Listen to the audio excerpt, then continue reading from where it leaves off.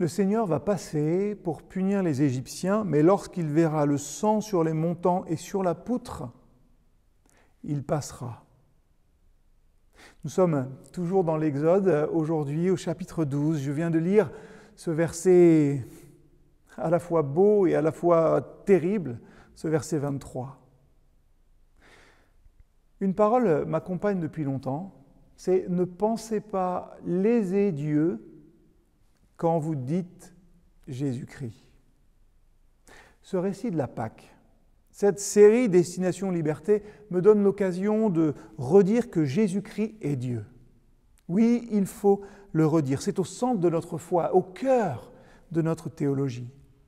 Nous le voyons, Dieu donne des instructions précises pour que les Israélites soient épargnés. Enduire les montants et les linteaux de leurs portes, ne pas sortir.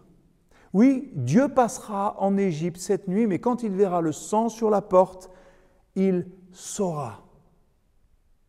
Acte de foi des Israélites. L'agneau sacrificiel pour nous chrétiens, c'est Jésus-Christ.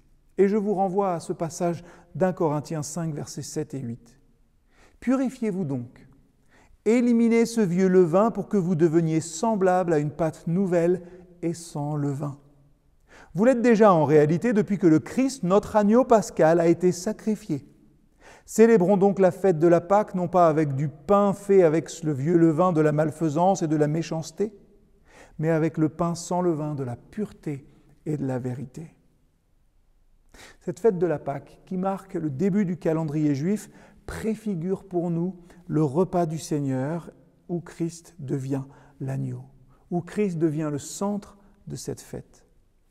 Il faut le dire et le redire avec force et avec ce texte d'Exode 12 que le juge et le sauveur sont une même personne. Ce Dieu qui passa à travers l'Égypte pour juger le premier-né, passa aussi dans les maisons des Israélites pour les protéger. Nous ne devons jamais identifier le Père comme juge et le Fils comme sauveur. Nous croyons en un seul Dieu unique qui, par Jésus-Christ, nous sauve de son propre jugement. Il faut le redire que le salut s'est fait et il se fait encore par substitution. Les premiers-nés qui ont été épargnés furent ceux des familles qui avaient sacrifié un agneau à leur place. Ce sang a été badigeonné après avoir été versé. Un acte de foi, une appropriation personnelle, individuelle de la providence de Dieu.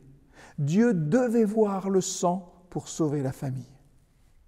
Cet acte de foi est aussi un acte fondateur. Chaque famille sauvée par Dieu était ainsi rachetée par Dieu. Ça veut dire que désormais leur vie appartenait au Seigneur.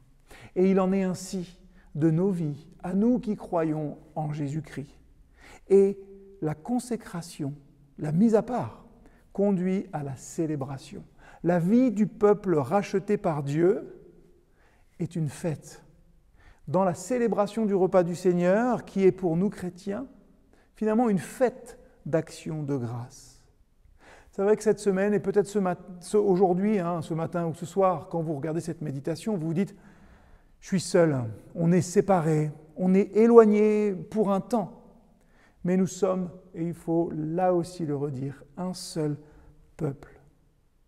Alors, la question est toute simple, le défi tout pratique pour chacun d'entre nous aujourd'hui. Avec qui allez-vous partager votre joie d'être sauvé et en Christ aujourd'hui? Ça passe peut-être par un coup de fil, ça passe peut-être par un petit mail, ça passe peut-être par, un petit bisou à la personne qui est à côté de vous. En tout cas, rappelons-nous que nous sommes un seul et même peuple, racheté par ce Dieu unique qui se donne pour nous sauver. Et partageons cette joie. Que votre cœur, que votre esprit soit renouvelé en Jésus-Christ aujourd'hui. À demain.